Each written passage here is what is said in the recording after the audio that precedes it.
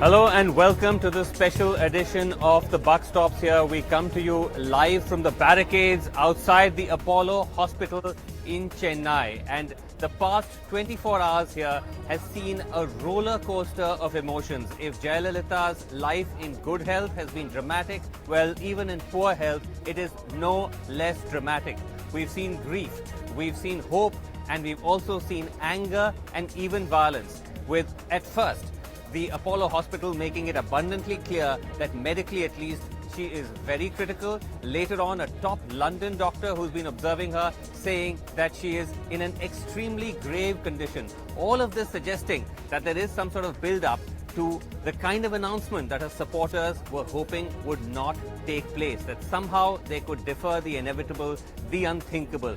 But then you have a situation where certain media channels flash the news that they were hoping they would never have to hear that Jayalalithaa was no more, and then all hell broke loose. The hospital, of course, had to come out and clarify that that was not the case. They're still observing her, but that didn't prevent the supporters from venting their anger, something that has been pent up over the past 70 days and particularly compressed in the past 24 hours.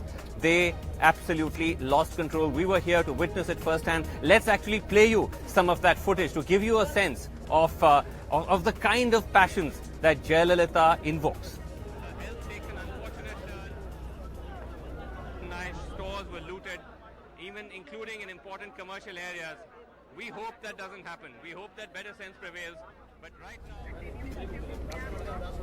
All right, we'll keep coming back to give you some sense of that brief outburst of violence that took place here. But it's also important to tell our viewers that right now it is calm and our fingers are crossed that both here in Chennai at the Apollo Hospital as well as in other parts of the state, it will remain so. And I think that was in part due to, as I mentioned, the fact that the hospital had to quickly come out and reassure the AIADMK that all was not over, at least for now. Now, while all of this was going on, the AIADMK was conspicuous by its absence. Not a single leader came out here to try to tell the crowds what was going on. Some of the core leadership was inside here, but a number of them were also, we believe, at this meeting of the MLAs that took place in another part of the city at party headquarters, where the party flag was first lowered to half-mast and then it went up again, a sign of the fluctuating, absolutely tightrope walk that the story has been so far. Now, what actually unfolded at that meeting, even though that meeting is over, remains a mystery. Amma Sudhir, my colleague, joins me from the venue of AIADMK headquarters. Amma, now, we heard so much about this meeting that it was possibly to brief the MLAs about the worst case scenario, about possibly even trying to suggest some kind of succession. What finally happened? Vasu, as with all the meetings that have been mentioned since yesterday, this one also there has been no formality to it, no announcement at all. The fact that it is taking place at the AIADMK party headquarters certainly adds an aura of importance to it at a time when there could be speculation about Plan B, about what happens if indeed the inevitable happens, some news that no one in the state, no supporter of Jayalalithaa would want to hear. What you see behind me, actually, there are the party office is right there, and there are in fact 3 buses standing there, which in fact brought the MLAs from the hospital. Many of them had gathered at the hospital, and they had were brought in these buses to the party headquarters. What happened inside there, still not very clear. Of course, there was speculation that a possible who should be named as leader in the eventuality of that occasion arising. That is something that is being speculated upon. But I would think it is strange for a party like the AIADMK especially to even hold such a meeting at such a time when things are so sensitive, things are so fluid, and we have been talking about this show of emotion that you spoke about, which broke into violence earlier in the evening. That has been something that has been kind of brewing all evening and boiled over when some channels in fact flashed that news, which they subsequently had to retract. So basically, right, so effectively what you're saying, Uma, is quite extraordinary that a party holds its meeting, its legislative party meeting right in the middle of this crisis, and at the same time the meeting is over and we're none the wiser as to what happened. The MLAs themselves don't know exactly what's happened, what the status is, and nor do we. Absolutely, Srinivasan, no indication at all about what really was the agenda of the meeting. Why was it called at this time? Because obviously we do know the fluid situation, the kind of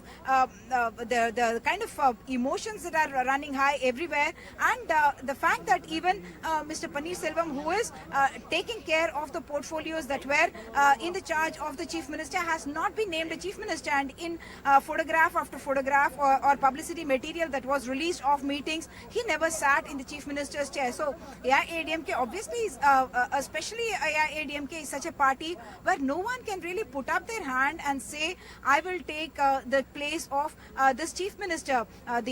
You can talk about the kind of aura or the kind of a status that she has, which is, we have all evening we have been talking about the fact that there is no structured leadership in this. There is one Jayalalithaa, and then there are the rest of the ministers. Of course, Mr. Panneerselvam has been in charge Chief Minister in the past, and now he is taking care of her portfolio. So there has been speculation that perhaps he will have to be named, or he would likely be named as a possible successor in case that eventuality arises. Because for any party, obviously they will have to look at what the future of the party will be in case of such a scenario. While we talk about all that, yes, the hospital has been telling us that the Chief Minister is still on life support. The fact that no political leader from the party has come out and spoken about the condition of the Chief Minister, that certainly has created a sense of vacuum. And as many people were telling us in the afternoon as well, that we don't trust anyone now, we only trust God, because we don't have any trust on any of the other channels of communication that we are having to get the news from. Right, Uma Sudhir, thanks very much indeed for that. And those pictures you're now seeing on screen, or which we're about to play you on screen, is that brief outburst of violence. The worst case scenario that many were hoping that Chennai and Tamil Nadu, and particularly at least here outside the hospital, would have to witness. But here it is.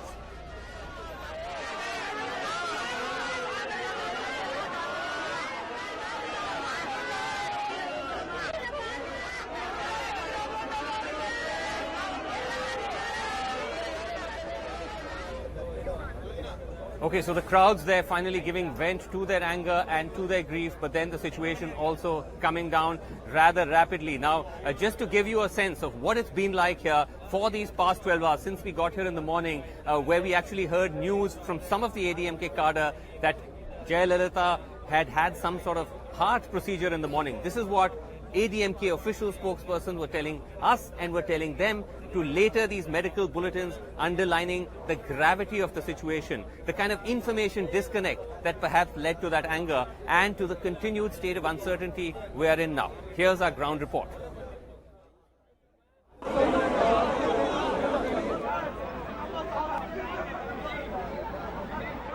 As night fell outside Chennai's Apollo Hospital, grief turned into anger, into violence.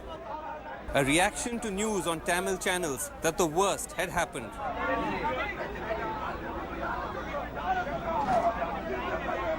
The violence only subsided after the Apollo Hospital issued a brief statement saying that Jayalalithaa continued to be under life support and any suggestion otherwise was baseless and false, and asked for those channels carrying the news to amend their reportage based on that statement. It was only after that that the police managed to somewhat get an upper hand once again, and we are seeing additional forces now coming here to try and contain the situation. What was worrying though was the absence of any of the AIADMK leadership here to try and control the crowd, which has been angry, which has been frustrated from much earlier in the day because of constant conflicting reports about the actual situation of Jayalalithaa from their own party. From last night itself, the hospital was indicating that Jayalalithaa was critical. She spent the past 24 hours on ECMO, a lifeline installed after she had a cardiac arrest, the brief stopping of the heart. What does this mean? Basically, ECMO means you're on life support? Yeah, so ECMO stands for, the full form of ECMO is extracorporeal membrane oxygenation. It is a device, it's a very advanced, fancy device that does the work of the heart and the lung in people who have failed either one of those.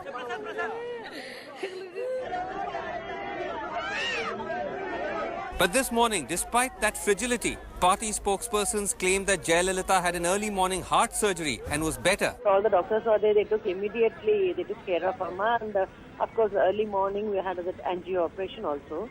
Now Amma is doing well, doctor says no problem, nothing to worry, she will be definitely alright. This was repeated by another ADMK spokesperson. What are you hearing from doctors on Mr. Jayalalithas's health conditions? They are observing and she is improving. Senior leaders from other parties who went inside were again led to believe that Jayalalithaa was fighting back. They told me that she is improving. She is getting further treatments in consultation with other doctors from London, and they said that she is stable and further treatment they are giving. It's the kind of narrative that sustained hope amongst those camping here. But obviously there has been some sort of an information disconnect here.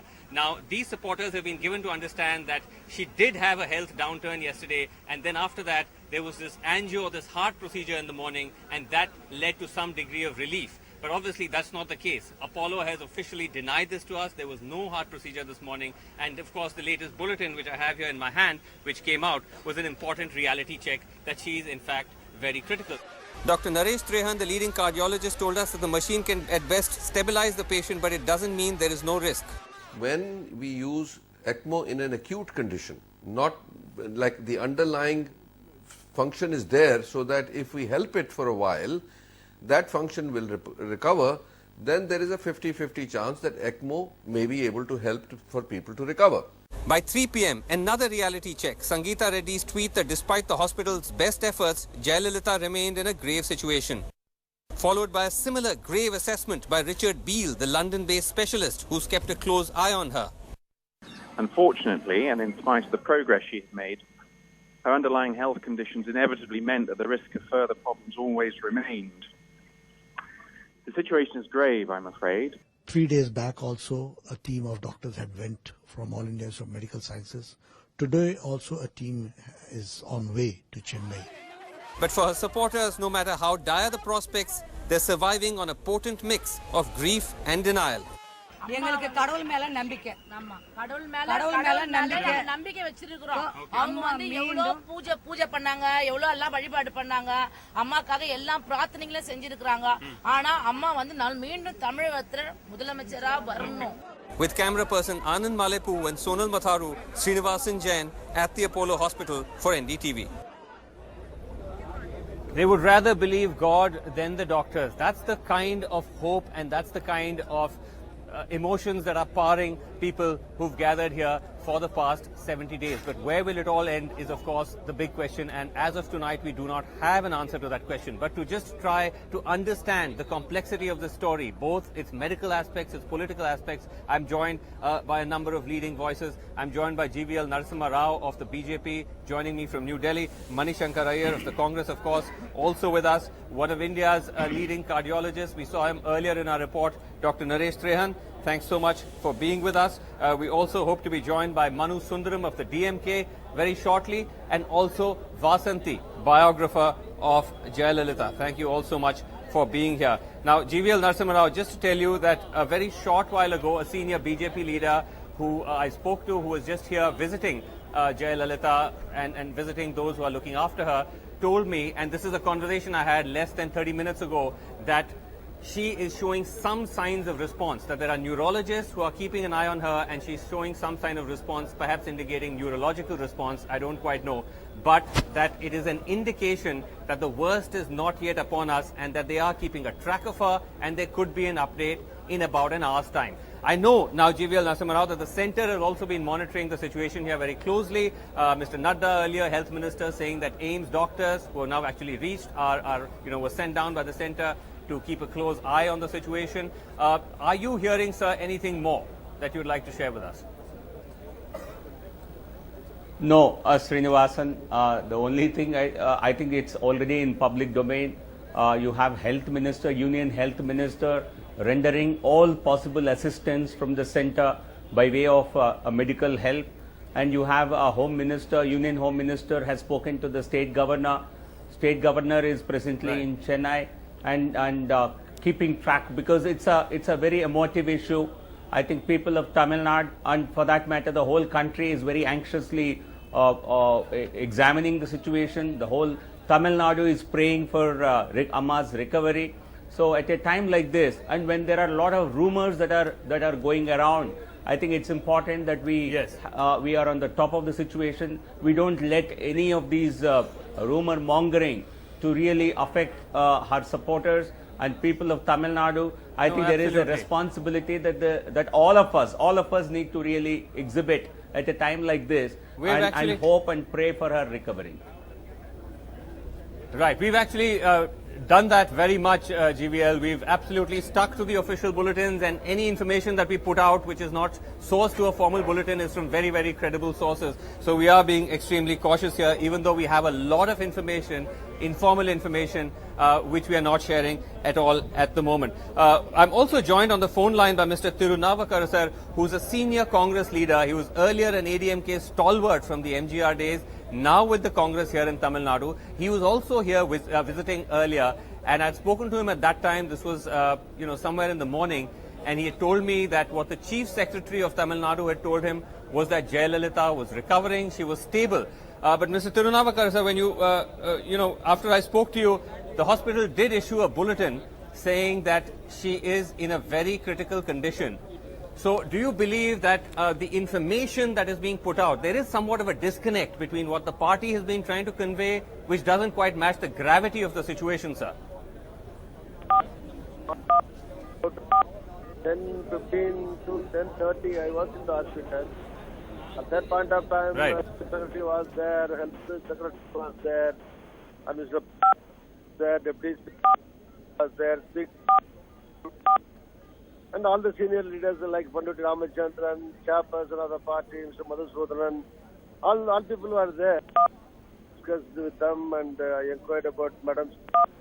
They said, but after the heart attack, and she's getting special treatment, getting advices from London and the AIIMS doctor.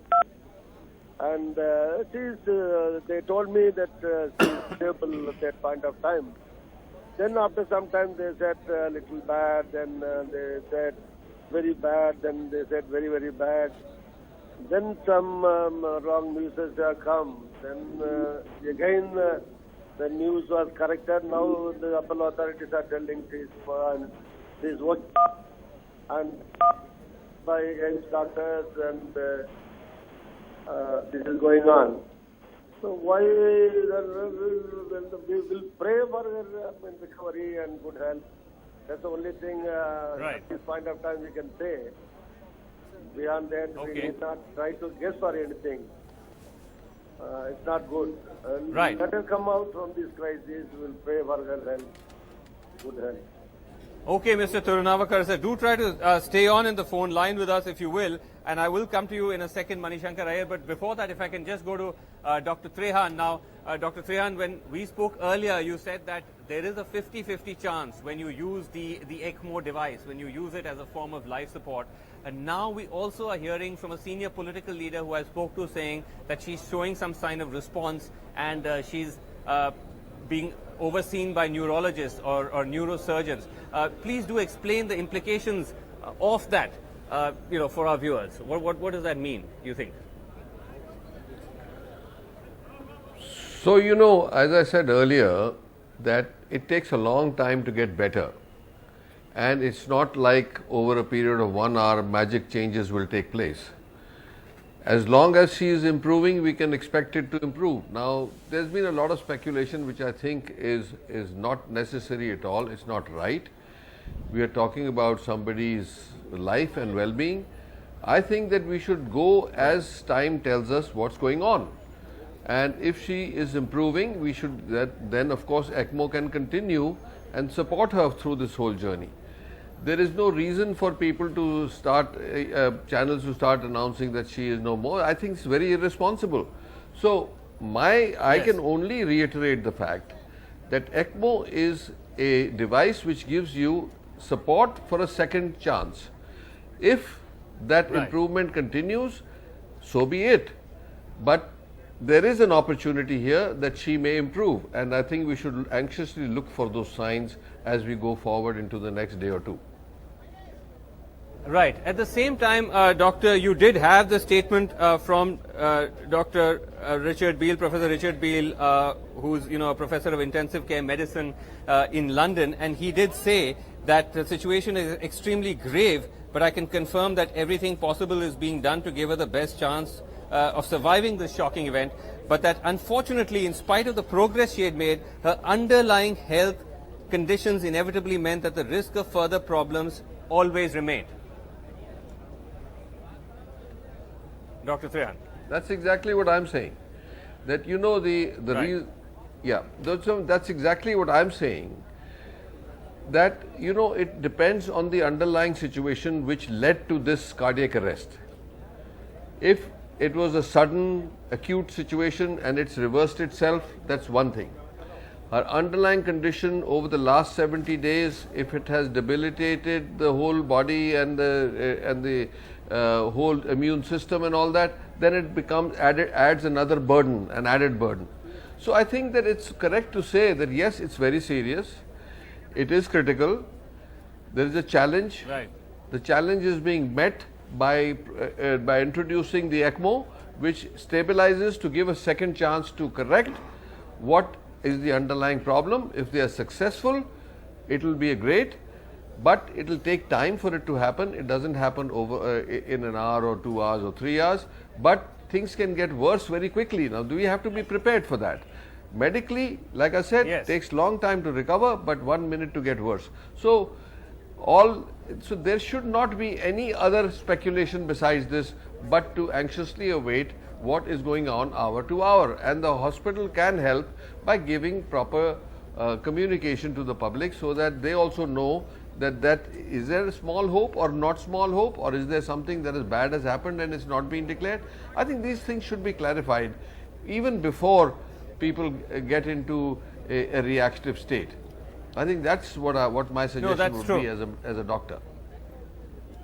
No, that's true. I mean, I think to their credit, this time around the hospital has been more responsive, and they've also done some pretty plain speaking on what the condition is. The problem seems to be a little more at the level of the disconnect between the party leadership and its cadre. And I want to bring you in on that, Mani Shankar Iyer, that when you saw those scenes of violence, very brief scenes but also very intense scenes of violence outside here at the hospital, is that also part of the problem, the unique problem that the AIDMK faces, that they do not have people, they do not have the leadership at a time like this to come and honestly explain to their cadre what's going on? I suppose it's inevitable in a situation like this where emotions are running extremely high, that people are pitting hope against hopelessness. And the medical reports that are coming out, particularly the British doctor's statement, was as clear as it could possibly be. And what we've just heard from Dr. Trehan reinforces and further explains what the British doctor had stated in that very brief statement that he made. I think it's to be anticipated that the crowd would be extremely restive, that they are very, very worried, and I share with them the hope that a miracle could happen, because after all, life and death are a question that has never been answered by either scientists or philosophers. And so all one can do is hope that there could be a miracle, but recognize that if it did happen all for the best, then it would be a miracle.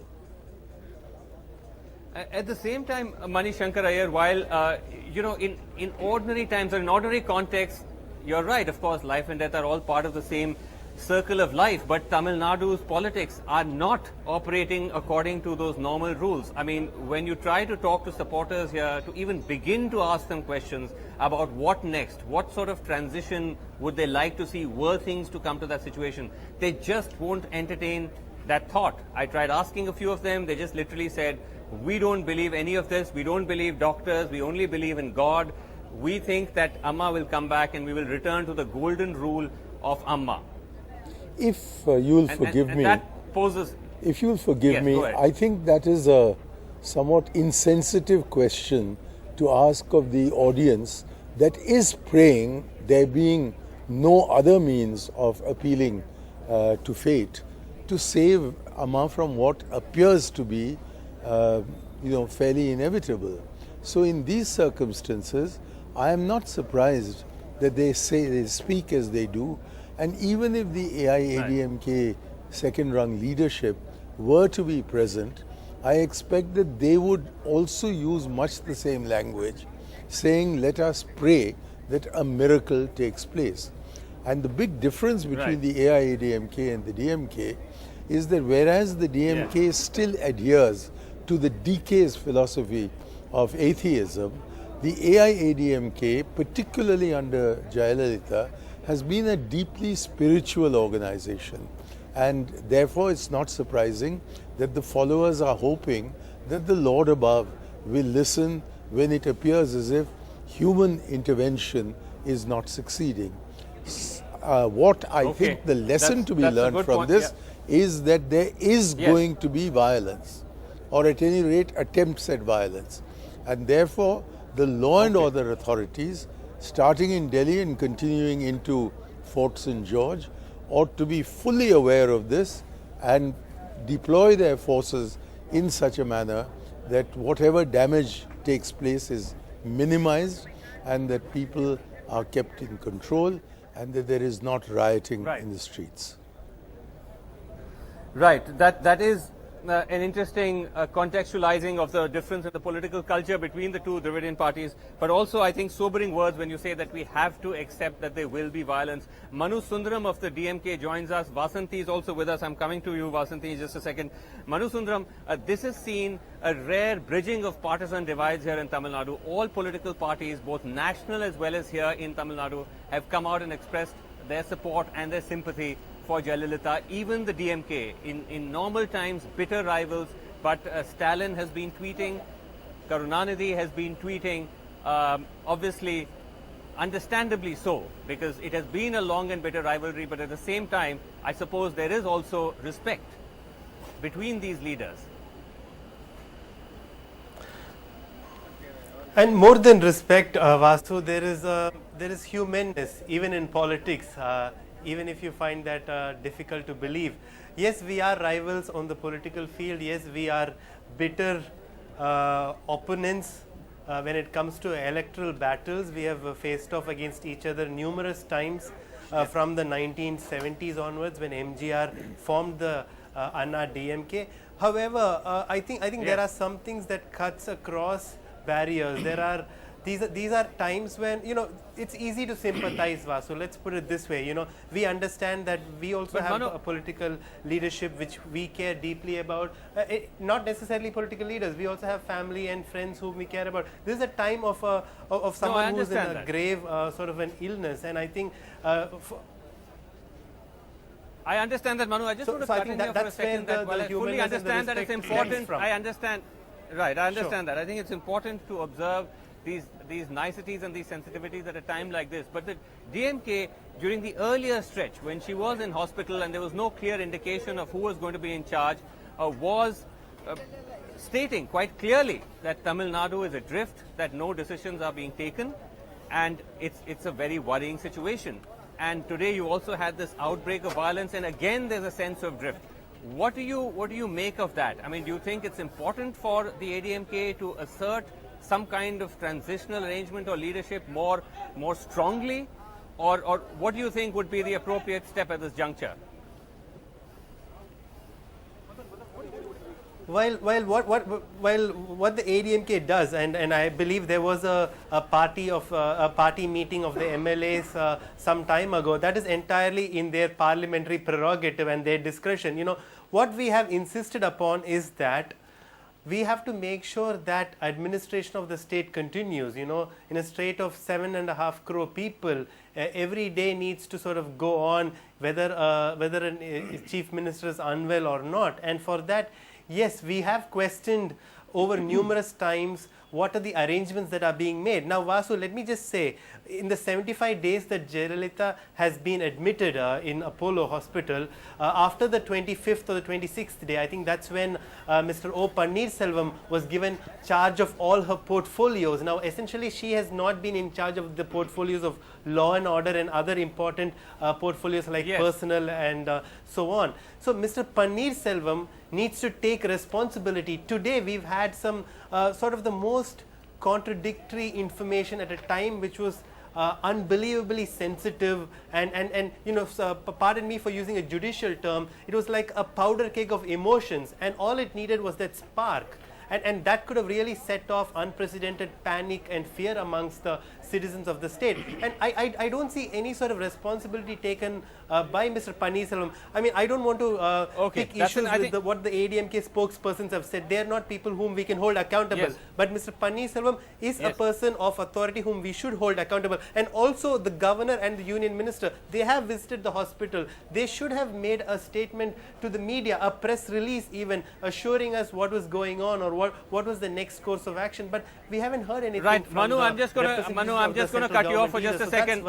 I think that's an important point that you've made about having Mr. Panneerselvam, the leadership of the AIADMK, to be seen and heard. Mr. C Ponnaiyan, AIADMK spokesperson, joins me on the phone line at this critical juncture. Thank you so much, sir, for talking to us. If at first you could just give us a sense of what you're hearing about Ms. Jayalalitha's situation at this juncture. No, after the doctors from Delhi, that is from AIIMS Hospital, have visited, examined and given treatment to madam.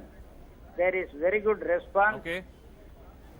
Positive response to the treatment of the AIIMS Hospital. We are all very happy in this regard. The treatment is going on. We are confident that there will be progress.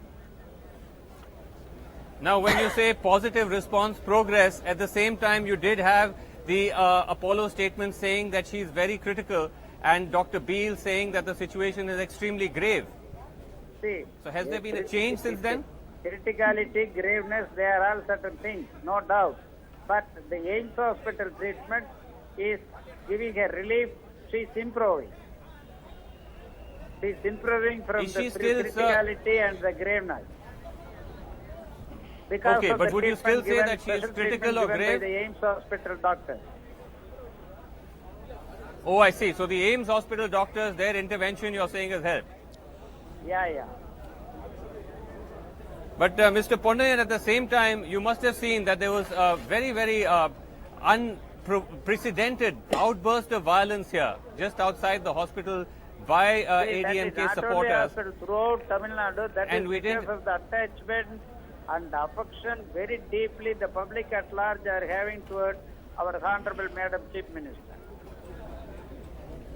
No, but sir, at the same time, violence can't be condoned. Pardon?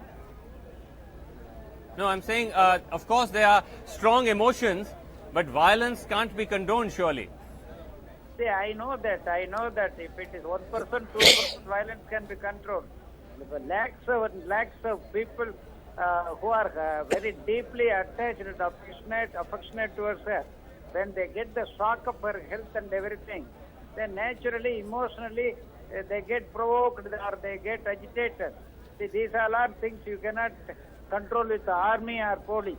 Automatically, they will realize and things will get settled. But sir, you almost seem to be saying that it's inevitable. Surely, shouldn't the AIADMK leadership should have come forward to try and control it? Definitely. But why? We didn't see any of you. None of you came forward. No, it is absolutely incorrect. All our district secretaries, taluk secretaries, town panchayat secretary, municipality secretaries and the official team of our party throughout Tamil Nadu, they are at it. They have successfully, they have been able to convince and specify the public at large. Sir, can I just ask you, you had a meeting of MLAs earlier this evening at AIADMK headquarters. What exactly happened there? Oh, the meeting has been postponed. Oh, the meeting has been postponed? Yeah. to when any fresh time has been fixed? Not yet. Sir, what was the broad objective of that meeting, the initial agenda? No, see, that is if I am revealing it, then there is no purpose of having a meeting. The decision and everything will be taken in the meeting, and it's a secret meeting, you know. So only after the meeting is over, it will be published. Before the meeting is convened, how do you expect us to publish the decision to be taken there in the meeting? It is not possible. Only, sir, because it does involve the public. Everyone is concerned. They want to know what is happening. We just had the DMK spokesperson saying... Public is different from a individual political party. It is the party's meeting. It is not the public meeting. It is not something connected to the government, which issue pertains to the entire public at large. It is a political meeting of an individual party. Okay, sir, but I do want to ask you that we had the DMK spokesperson point out that at a time like this, we should have seen more from the top AIADMK leadership, like Mr. Panneerselvam, who is sort of officiating for Ms. Jayalalithaa at this time. You know, why aren't we seeing and hearing more from him? Yeah. Mr. Panneerselvam. No, why shouldn't Mr. Panneerselvam come forward more proactively and try to address the public, address the party supporters, inform us about what's happening, tell the people of the state? All these things, talking to the district secretaries, talking to the taluk secretaries, panchayat presidents and everybody. It is he who has been organizing, doing everything at party level. This is agitation by the public attached to the political party, ruling party, and to Amma. These are all things. Panneerselvam alone is personally coordinating all these things. We have got more than 1.5 crore cadres and members of our party. We have got 64,000 party branches, nook and corner of the state. So we have to give instruction, decentralized and downward. He is only doing. Last question, sir. There's been talk, some reports about the fact that you have also been perhaps informally contemplating the possibility of a transition. And, you know, Mr. Panneerselvam's name has come up, other names have come up. Are those reports correct at all? It is not correct. Not correct at all? No talk of transition, succession, nothing at the moment? No talk. Okay. Thank you. All right. Mr. Ponnaiyan, thanks very much indeed for that. So, that was the ADMK spokesperson, Mr. Ponnaiyan. Some important points coming from his phone interview. He said that there has been some progress after the AIIMS doctors came and started treating Jayalalithaa, and that there's signs of improvement. They're quite happy with the way things are going, that she's grave and critical, but she's less grave and less critical than before. He also said a whole lot of aspects pertaining to the politics of it. I won't get into that right now. I want to quickly go to Dr. Trehan. I know you're in a hurry, so just last word from you that, you know, as a doctor, how would you now read the next 24 hours? Is this the most critical period? And what do you think are some of the things that are possibly going on right now behind us in Apollo?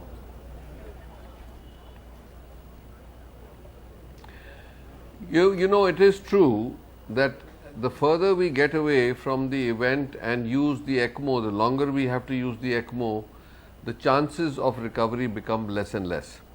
So it is true that now it's 24 hours, and 24 hours later we will get another point of view to say how much progress have we made. If the needle is moving in the right direction, of course that would help, and of course it will encourage to keep doing the treatments that are going on intensively, and then I think that in 24 hours we'll get a better idea of which way the recovery is going. And we certainly hope that it is in the right direction. Tomorrow evening we should get some better news, I hope. So there is a time limit to when recovery should start.